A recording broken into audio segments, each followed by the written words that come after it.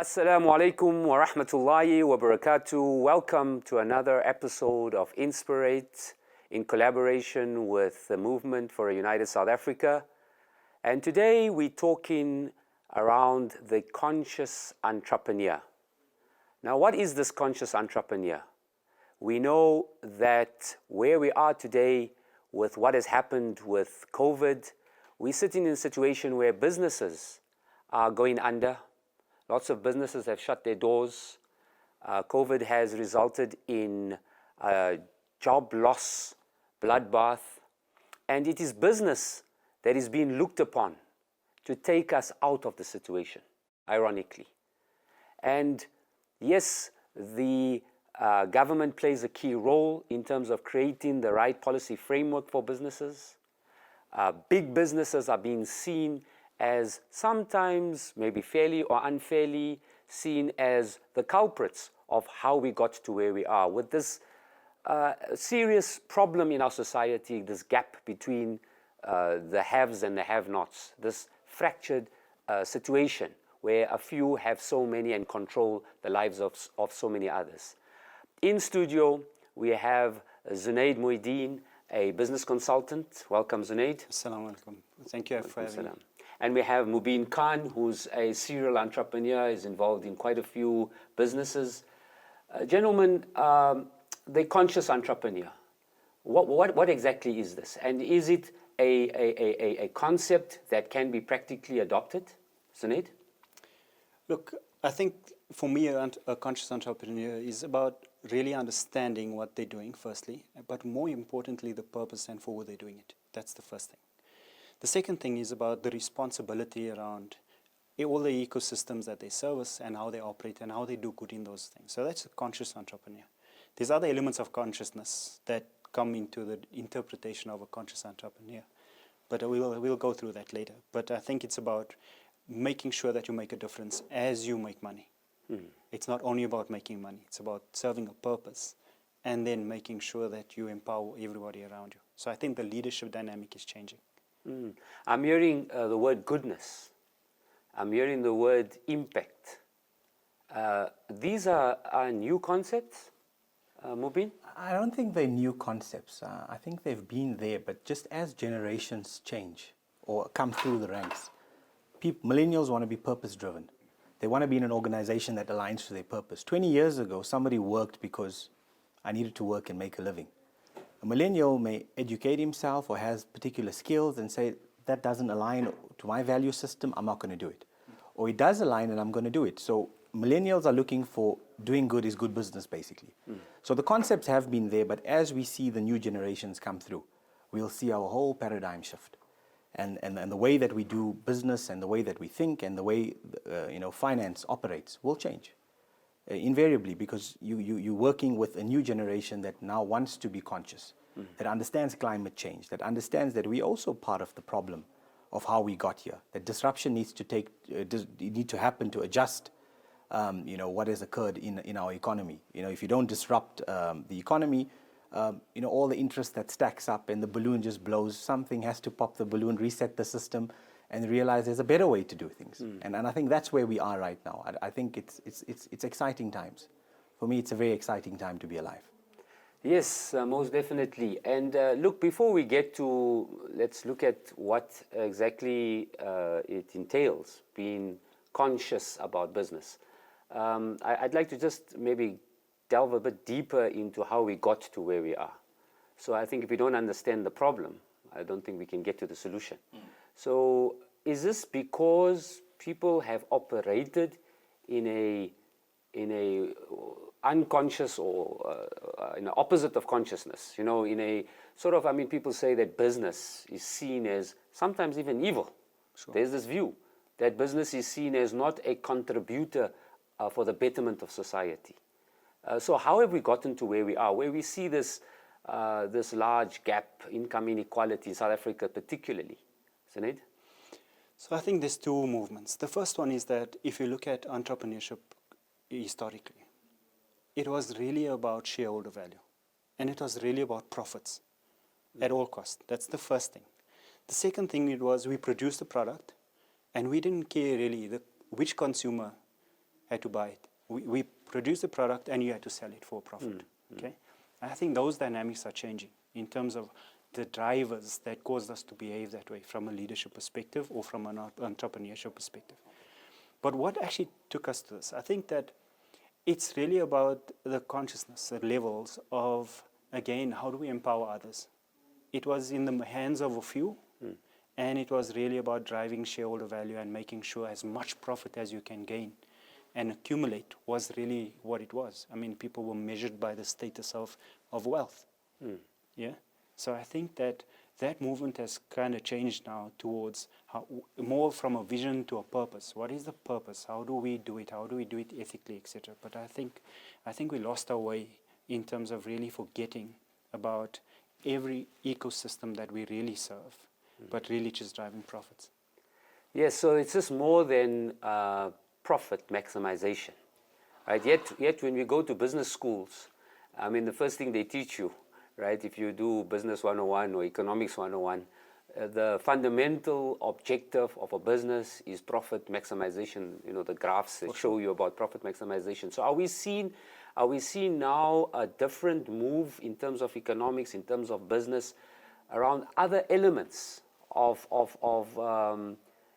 objectives in terms of a business? So if you've been involved, I know Mubin, starting up a number of businesses successfully. How would you measure then, besides profit maximization? No, I think the model's changing. So those university textbooks may be outdated, because I think there's a lot more information that's coming through more cheaply and more readily than your Ivy League universities. So I do think those textbooks are outdated, because you're finding a lot of companies are now doing ESG, environmental social governance, and understanding, what can we do to positively impact our surroundings. So the measurement, again, where the error is, you said go to business school, maximize profits. You did that at the cost of what? Of destroying the universe. Now businesses are saying, no, let's do environmental social governance. Sure. What can we do to affect climate change? What can we do to uplift our communities? What force for good can we be? And I see that shift happening, where people are being incentivized to change behaviors. There are many things. A carbon tax, for most of us, we think, it's just governments taxing us. But that's actually incentive to drive change. It's creating consciousness around saying that we cannot continue doing this, and we should be mindful that we are destroying the planet at the cost of saying we want to make some paper, and how smart are we to get to the paper. So that's changing now, and I think the currency as well is changing. I don't know how long the monetary system would be there. I think it would evolve. Everything is being disrupted right now. I think it will also be disrupted. You find a lot more currencies are worth more than money. Data is worth more than money. Facebook doesn't need to have money.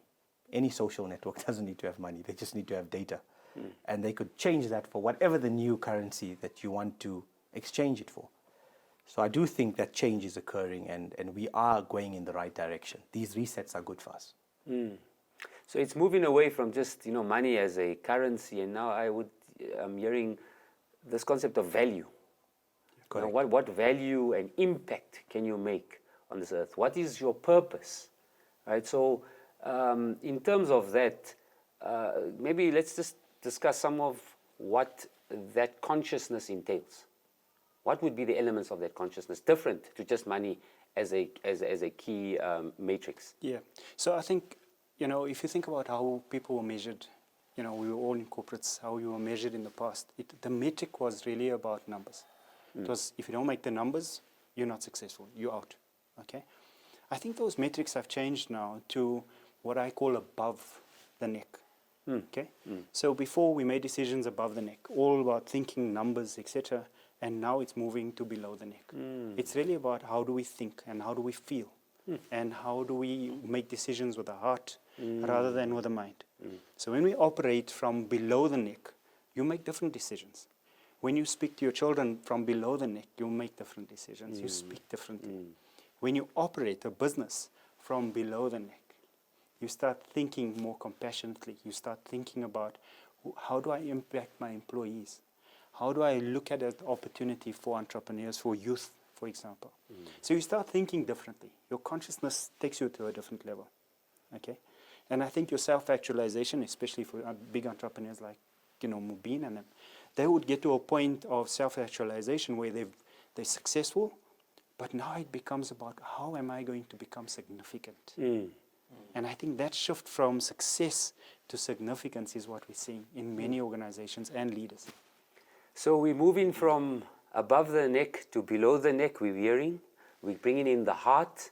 We're moving from just success, just money as a key determinant of success, to significance, to impact, to following your purpose. Immediately after the break, let's explore this heart-based, this conscious-based entrepreneurship. Catch you after the break. You inspire me to be the best. You inspire me to be the best. Welcome back to Inspirate, the show that's here to inspire, empower, and enlighten you. We have this fascinating topic with two esteemed guests in studio talking about the conscious entrepreneur. This that we started exploring, this heart-based entrepreneurship, the soul-based entrepreneurship, bringing in the values of significance, of making an impact. Now, how different is that compared to what we've seen to date? I mean, people see business as business, right? You get into business to make money. That's the reality. Everyone associates business with money. I'm hearing that there's a lot more to it, especially in the times we live in today. Yeah. Sinead? So I think there's a few things that's changed, right?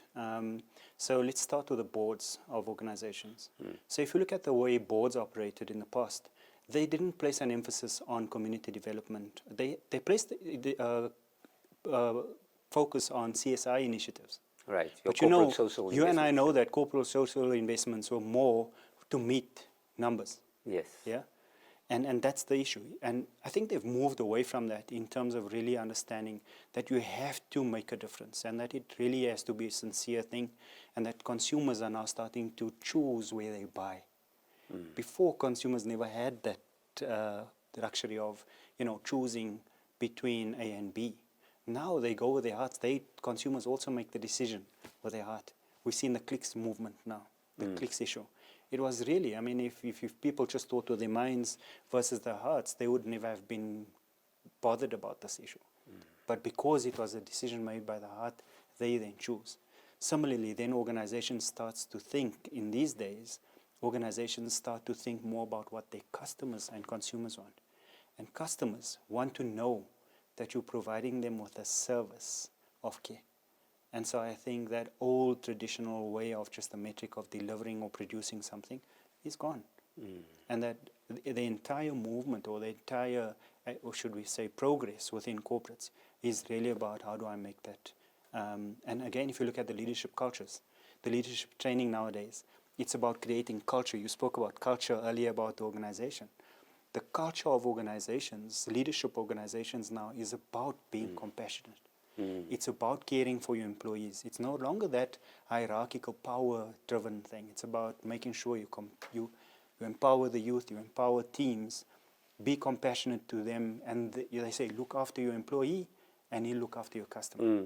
So the compassion theme is coming through, and conscious leaders are able to move from being from the old to new, because I think that's the asset going forward, is really the compassion and the heart. No, so the principles of business has always been that it's been created as a need driven by a consumer. Sure. Right? So are we seeing that the consumer and this move toward consciousness, and I think just before the break, Mubin, you mentioned, and being a millennial yourself, right? You said that the youth are driving this empathy, this care, this issue of climate care, worrying about change, the yeah. environment, right? Is that consciousness being driven by this now new empowered youth? Also, and we'll touch that on that a little bit later on, maybe the technological advancements, through social media, etc., and creating this one world where people have become more conscientized. We must embrace change, especially from younger people. So me personally, I want to take advice from even younger people than me, because they're more in touch with what's happening. Remember something, a president of 50 years ago, the education he has, and a 13-year-old today, he's had poorer education, eh? Yeah, of course. Because this 13-year-old could be somewhere, even if he's got a 56K line, he'll have access to the internet, and with the internet, he's got the world at his fingertips. So, of course, this new generation is changing the way we do things, is empowered enough to say that, look, as an organization, we must be purpose-driven. Because with great power comes great responsibility. So if somebody doesn't hold a big company to account and says, use the funds with great intent, what would happen? You would amass all the wealth. You know, religiously we are taught not to hoard money. I could never understand the concept up until later in my life. Imagine if everybody who had the money decided that they're going to hold on today and they're not going to spend it. What would happen to the entire system? So you need these generations that come through to guide and direct the elders. Maybe they've erred or they've gone, you know, in the wrong direction. So somebody will direct you and say, look, I think amassing wealth may not be the only thing. Empowering people and educating people and being a force for good and creating the impact that will change the world for its better is what's required. We may have missed the point that when, you know, the oceans are not a problem because we were pouring straws into them for many years and not seeing it. But there comes a point where there's some 13-year-old who sees it and thinks that it's not okay. And it's at that moment that we all decide that we're going to change and we're going to use paper straws now, right? So this is very necessary for us to take that advice from a younger generation and understand where it is that we're going wrong and what needs to change and where should those funds be channeled. Because the funds, if not channeled correctly and if everybody holds on to it, this will become, there'll be mayhem in the world. And sometimes the mayhem that we see is because maybe the funds are not spent correctly. You know, we thought to give zakat to keep the money going, I suppose, right? So if the money is not spent correctly, the environment becomes disrupted. So we must make certain we're always doing the right thing and act with the right intent. You know, I read somewhere that the fundamental reason for businesses being created is to address a problem. And if we look around us, yes, we spoke on so many of the problems that are happening around us, right? This gap between rich and poor, this income inequality. I mean, our country being one of the worst affected by that, right? And so where we see a problem, even on service delivery, we can sit and complain about what government is or isn't doing. But therein lies the opportunity to be a conscious entrepreneur, because you stand up and then you try and do something and provide that service where somebody is not providing that service. Is that the fundamental then of what we would term this conscious entrepreneur, fulfilling your purpose? Absolutely. I think it's really about the old abattoirs, you start a business to make money. The new conscious entrepreneur is, I start a different business to make a difference. The money will flow. And again, I like what Mubin spoke about around the Islamic economy, if I want to call it that. The principles of zakat and taib, about ethical purchasing, ethical consumerism. It's always been there. But our consciousness level, so, you know, again, a conscious entrepreneur, your consciousness levels about what Deen teaches you, leaders teach you, elders teach you, about how to operate in a way you only get when age fades. Yeah. Entrepreneurs, young entrepreneurs, they may be very smart around starting new businesses. It's very quick, you know. It's easier to start a business nowadays, but they think differently. But the consciousness about other elements is a journey. You know, there's other elements that you start gaining when wisdom. You know, you gain some wisdom when you get older.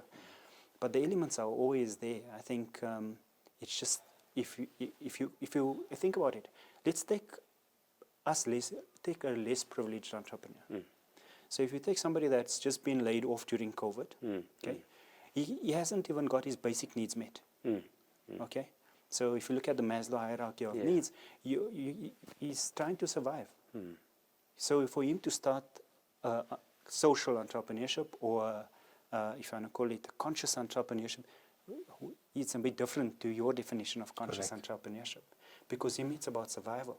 So I think it's important that when we discuss conscious entrepreneurship, we need to understand that there's different levels of starting a conscious being a conscious entrepreneur. And to those who are more privileged or that have yielded some sort of success or experienced some success, they need to look at it from that perspective of, how do I make a difference? Whereas a young kid that's just been retrenched now wants to start a business. He's also going to do a social entrepreneurship movement, but it's to meet the basic needs. So, I think we need to be cognizant about the different levels of conscious leadership and conscious entrepreneurship. But again, therein lies an opportunity as well. I'm just thinking out there that, viewers that are watching the show, there could be somebody out there that sees a problem and says, I can address that problem right now. So that's this conscious entrepreneur. There's somebody else out there that is a successful businessman and wants to make an impact. And so then sees the opportunity to do good for society. And so attract those that want to do good and be able to help them fund their particular business. Indeed. I think a popular trend in the world is, corporates realizing that, the small man can actually topple a large company. So what a lot of corporates are doing is funding this smaller guy who has an idea because they fear that him going to market and the idea blowing up could be disastrous to a business unit of theirs. So somebody who has the problem-solving ability to solve an issue that's a pertinent issue in society can easily find somebody that would want to fund it, and that's how you then get the money from where it is to a purpose-driven project. And again, the people who have made the money, if you could call it unconsciously, they're also at this point wanting to be conscious. And they'll join this entrepreneur and they'll fund him. And this is how he then gives life. And that's why an entrepreneur today doesn't need to take 20 years before he has become debt-free or financially very successful. Today he could take 6 months because it's easy to find somebody, there's technology. We may have not had this even 10 years ago. As much as 10 years ago we felt that we were quite ahead of the game. If you look at what's available, you can go fund me today and there'll be people who will put money into your idea. So I think more than ever, the money can flow to purpose-driven projects, and I think the money is only going to eventually flow to purpose-driven projects. Absolutely. It's not just about making money out of a consumer. That's gone. If you don't solve a problem and if you don't, add value, there's no space for you in the new market. There's 2 points you guys made, and we'll discuss this after the break. We've just come to the end of this segment, which is around this community participation. And then you said GoFundMe, which is touching onto the technological advancements that have created an opportunity for us to be able to then collaborate as a community, a global community that are like-minded. Let's explore that very exciting discussion immediately after the break. You inspire me to be the best. You inspire me to be the best. Welcome back to Inspirate. We are having this fascinating discussion around the conscious entrepreneur. We defined what this means. Business in the past has just been around making money. We said there's a lot more than just making money. The guest in studio, Mubin Khan, a serial entrepreneur, successfully started up a number of businesses. Zunaid Moeddin, who has just actually recently hosted the CEO Summit, and with global leaders, coming to discuss leadership and how we can operate in a more ethical way. But importantly, we spoke about how this conscious entrepreneurship is around community inclusiveness, how we can bring everyone together. Also, Mubin just touched on moving away from the scarcity mindset, this what we termed competition, and it's just about me and out-maneuvering my competition around maybe now a more cooperative, what some would term co-opetition. So yes, there is competition, but we work together for the benefit of society. It's not win-lose, but win-win, if all stakeholders can win. And technology plays a huge role in that, right? Technology has connected us as humanity through social media. And we spoke about, I think you mentioned GoFundMe, which is a crowdfunding platform. So for the would-be entrepreneurs out there, the consciously aligned entrepreneur, how do they take advantage of this technological advancement with 4IR and the crowdfunding platforms and bring this all together through ethical leadership, through value-based businesses? Isn't it? They must just embrace it. I think most importantly, embrace it, because most people think that technology is something far away that happens in Silicon Valley. But if we embrace it, we can see the fruits of it. We're in a global economy. We're not in a local economy. Today, your competition is abroad. I think Zunaid was talking about that earlier, that you got competition everywhere in the world. So if we're not going to, align ourselves to making certain our businesses are, global ready, you may find yourself out of business, especially with this age of technology, that, anybody can Google for something. You make an error. There's no room for error because your errors are recorded and nobody can wipe them. So it's really an exciting time, but we've got to embrace the technology to allow us to grow with that technology. It's a new world out there. Sure. Isn't it? You had just come out of this hosting this wonderful summit, and I know they spoke a lot around the global technological trends. Sure. And how does somebody, somebody sitting out there, one of our viewers watching, has just lost his job and now wants to get into his own business, understanding all the opportunities that are out there. How does one take advantage of all that? Look, technology nowadays presents us a massive opportunity. The old days of starting a business, the cost and the barriers to entry was huge. Those are gone. Today, if you aware, and again, part of consciousness is what is around you, what are the tools, what are the assets that you have available to you. And if you're not conscious about what's actually happening and seeing and sensing the future in terms of technology, you're going to miss the boat. From a technology perspective, for you to put up, there's digital platforms right now that you can spin up a social entrepreneurship business in 2 days. Literally. Your challenge will be getting registered at CIPRO, CIPC, right? That's the longest. But nowadays, to set up a digital business online on a tool, 2 days. To operate some sort of funding funnel, to get people aware of your tool, to understand how do you optimize social media. If you have that understanding, the cost of setting up a business is minimal. It's really just about, and it starts with the entrepreneur, is learn, learn, and learn. Because what's eating us? So we were all challenged by COVID. So it caused us to think and reflect about our consciousness. So many of us were successful. But as you reflected during COVID, you thought, is this what I'm chasing? Is this really what my life is going to be about? And therefore you started looking at, how do I become more significant? And that becomes more conscious. We've seen a whole spread of, if you look at Cape Town, there's all these social entrepreneurs, that's feeding schemes. They were retrenched. They didn't give up. They've started funding, there's people funding them, they've used mechanisms on digital media. Some people have just gone on to LinkedIn and said, I'm starting a food scheme. How many people have, some people have got millions of rands in terms of funding them to fulfill their purpose.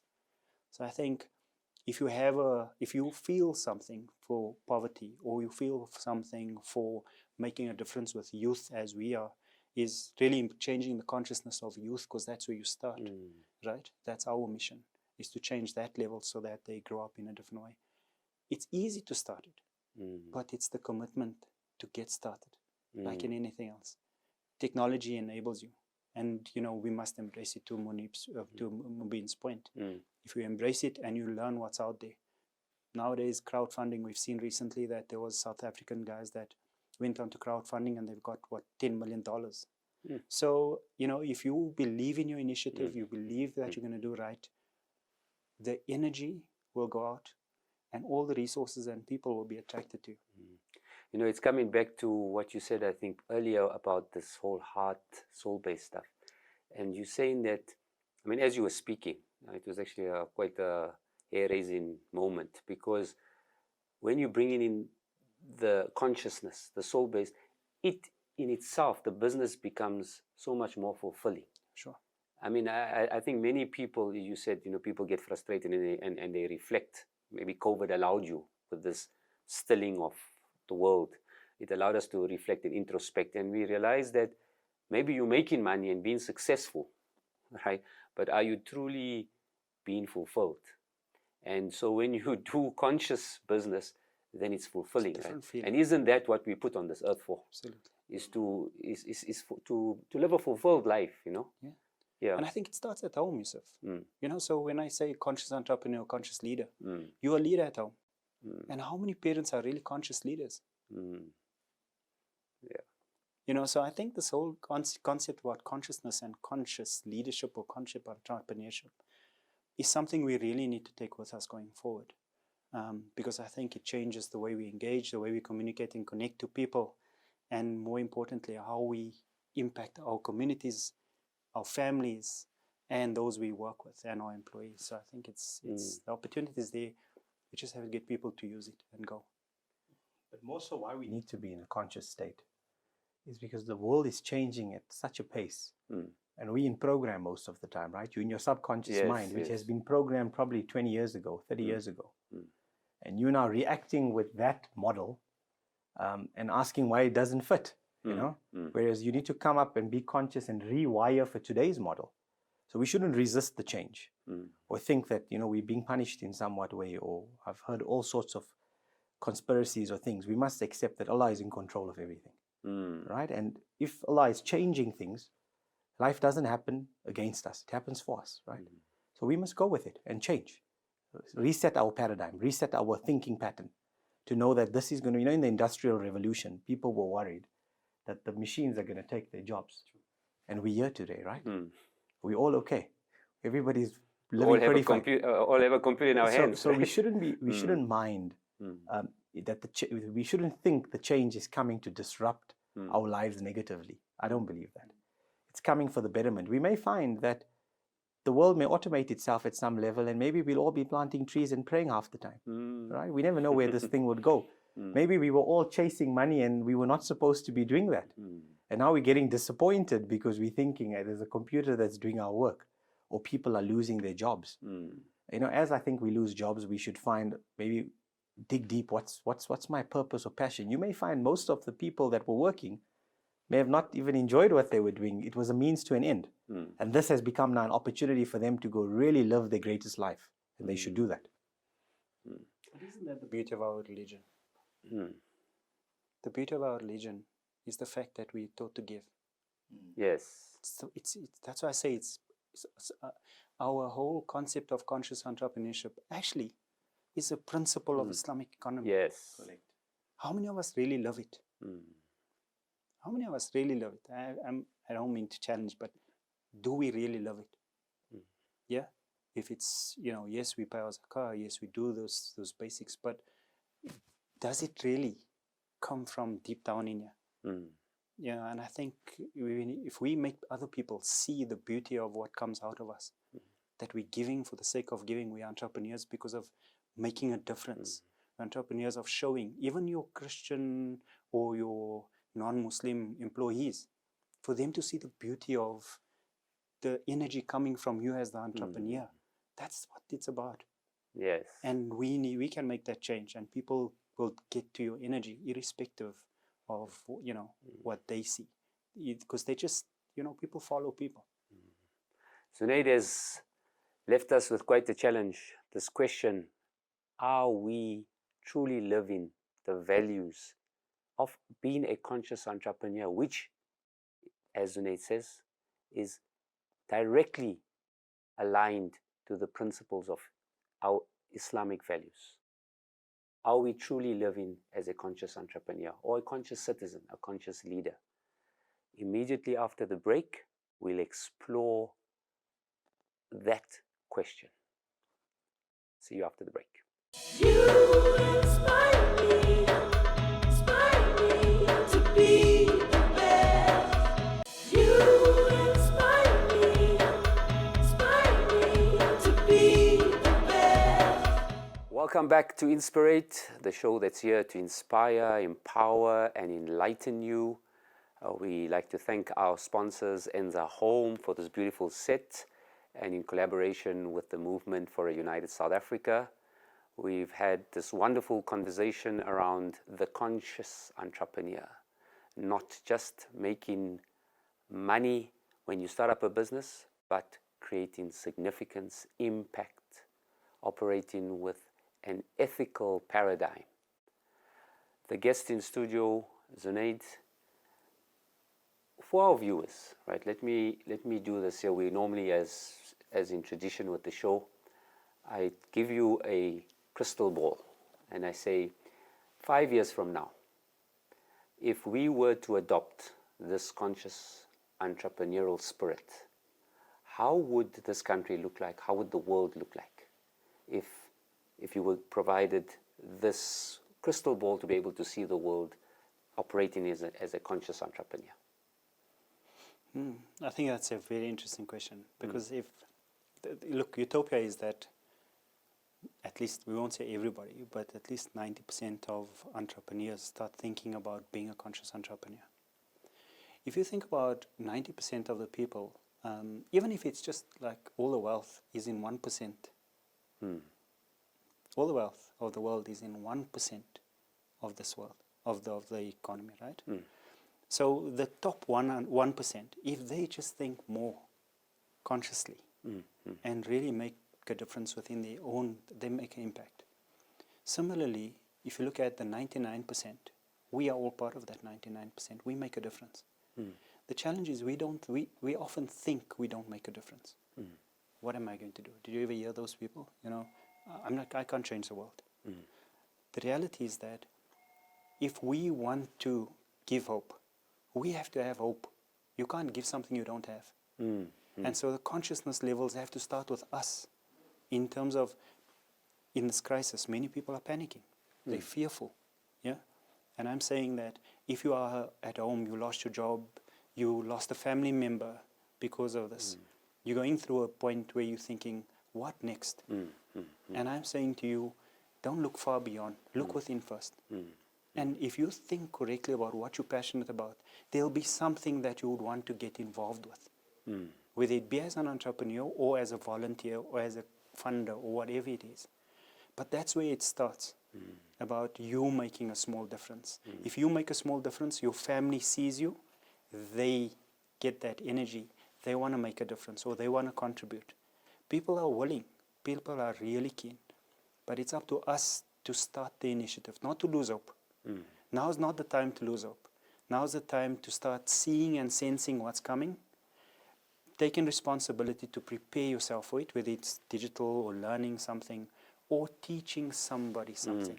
So you may have been laid off recently and you are executive somewhere, but you can go teach 100 other kids around what you do now. And that again is unconscious entrepreneurship. So I think the opportunity is there, we need to embrace it and go for it. And then that touches with what you said earlier around giving, right? And our Islamic principles of giving. So even wherever you are, whatever your situation is, there's something that you have that's unique to you that you can give to society and make an impact and significance. Absolutely. Mubin, if I take that crystal ball and pass it on to you, I know you by nature are a very positive person, but let's also understand there are some realities in the world. We know in our country there's major social challenges, there's major economic challenges, yet at the same time adopting these principles, this conscious entrepreneurship principles. Yeah. How would you see the world in 5 years? I'll come to the crystal ball now, but the challenges have come to aid our growth. So let's not resist the challenge. Everybody's upset that the challenge has come. Let's listen. What's the challenge telling us? If we can mend our way, then the challenge becomes an opportunity, right? But if we fight the challenge, what are you going to get out of that? More challenge, right? We're resisting. You know? So if I look at the next 5 years, I'm very, very optimistic of what I think the world would be like. When you talk about that 1%, if they could think more. The reason I keep on saying that this is an exciting time to be alive is I think the world is moving towards truth. The world is moving towards equality. These things occur. You know, I read so many conspiracy theories. I studied many of them. And one of the things I believe is that this has come from Allah. That 1% you're talking about, if you go and look in the world who was most affected through COVID, it wasn't the man on the street. The man on the street was suffering to buy bread. He's still suffering to buy bread. He hasn't been affected. as much as the large company. Now, when the large company is affected, what does that mean? That chunk is broken up and it's redistributed to more people. And the more that chunk, we just need the 1% to become 10%, and the world will be fine. And I think we're en route to that journey right now, where the 1% is changing. So in the next 5 years, I don't think 5 maybe, but I would think in the next 10 years, the world is changing for the better. All our factors are positive. There's less hunger in the world than there's ever been. Life expectancy is increased. Yes, that's true. So the media sells us a story about how bad things are, but if you look at the global factors, they've gotten a lot better. There's less heart disease than there ever was. There's more recoveries on many things than there ever was in history. So I believe in the next 5 years, you will find less poverty, less hunger. There's more technologies coming out that will work on you, remotely without anybody ever opening you up again. Yes. So I think the world is in an exciting time. Let's not resist the change. Let's believe that the change has come to aid us in moving forward to our next journey. Yeah, so, what we're talking about is that it's very important to live with hope. And the challenges that we face are actually maybe gifts for us. Indeed. It's how we see it. We can choose to see it as a negative, and then you perpetuate more negativity. But our beloved Prophet, peace be upon him, our principles that Islam teaches us, and all the Abrahamic religions, in fact, is about living with faith, living with hope. And so we can only live with that hope and always see the world to be a better place than what it is now. And perhaps this, as Mubin says, has been a gift from Allah, gift from our Creator, to maybe let us introspect. Is what the stillness does, is when we introspect. It's been let's call it an elongated salah, because what we did is we had to go into a meditative state, introspect, reflect, and look at what are we doing wrongly. We're probably immune to all the hardships as we got out of our lives before COVID. We seen poverty around us, and we were immune to it. We were so sort of, involved in our own worlds, consumed by our own dreams and goals that we forgot about society. And here we're seeing, as Zunaid mentioned, entrepreneurs or just social activists that wanting to do better, and through that have made a major impact in this last 4 to 5 months. I like what Mubin says, and there's a saying I always say is, even some gifts come wrapped in sandpaper. And I think this has been a gift to many of us. Some of us have sat down and looked at where do we want to go to your point in 5 years, what's coming down in 5 years. And as you research, you start realizing, but hold on, I'm coping with COVID now. There's a whole digital era coming ahead. Everything is evolving. In 5 years' time, I promise you, what we see now and what we're going to be seeing then in terms of technology is going to be way different. Our lives are going to be turned around. So I think we need to be prepared around that and prepare ourselves for it. But therein lies the opportunity to use it and embrace it and make a difference. Yeah. And I think what we tend to do as well is, and I think this paradigm, and I'm hearing this from both of you, is that it all starts with ourselves. Yeah. We tending to complain too much about everyone else, whether it be government. And we know, let's not be foolhardy to believe that there isn't the corruption and everything that's wrong. But at the end of the day, there's all this opportunity. We complain about big business and they controlling, and we'll never be able to do it on our own. No, it starts with us. And the power lies with us. Learning is what you said. Yeah. Collaborating. Collaborating. Isn't that how our forefathers actually became so successful? Is we worked together, right? And now using technology, embracing it, as Mubin said, not being fearful of change.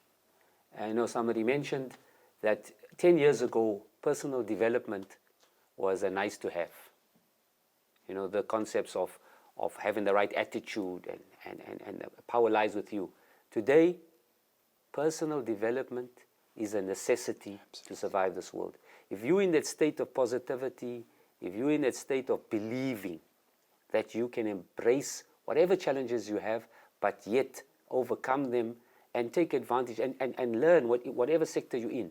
If you learn within that sector, then you start seeing the successes come out. And as the gentleman mentioned, it's not just about money hungriness or money being driven. Yes, that's a fundamental of business, but that is a measurement of your success. It's about making an impact. Mubin? Indeed, it's just the money is a side effect. Right? Yeah. You'll get the money, but let's make an impact. And then it doesn't become work. I meet so many people that, they work X amount of hours. And then I meet people that they don't work any amount of hours. They just love what they do. And it's when I'm awake, I'm at work. Because they enjoy what they're doing, they believe in what they're doing, and they've linked what they're doing to a greater purpose. That what I do creates jobs and puts food on the table for other people. It solves a problem in my community. I make a difference. And what would my community do if I didn't do this? And that's their thinking, opposed to a businessman that wakes up every day thinking, I just want to make money. Because sooner or later, that businessman goes out of business, and we've seen it so many times. So we need to be certain that whatever we do, we act with the right intent, and then make the impact that we need to make. So again, in summary, when we work together and we're large-hearted, we find Allah's barakah comes in, and then the project just goes. It sorts itself out. But when we hold on to things and we thinking that we've got competition, and it's just us in the market, and we try to eat the cake, we find that we end up eating the crumbs actually. So let's be large-hearted. Let's work together. Let's collaborate, and let's create businesses for change, businesses for impact. Create forces for good. Just looking at these two wonderful entrepreneurs, conscious entrepreneurs, is an aspiration for us all. These are people that are making an impact. These are gentlemen that believe that they can make a difference and that operate with the principles, these ethics that are taught to us in our beautiful religion. And if we can, and most importantly, have fun in doing so.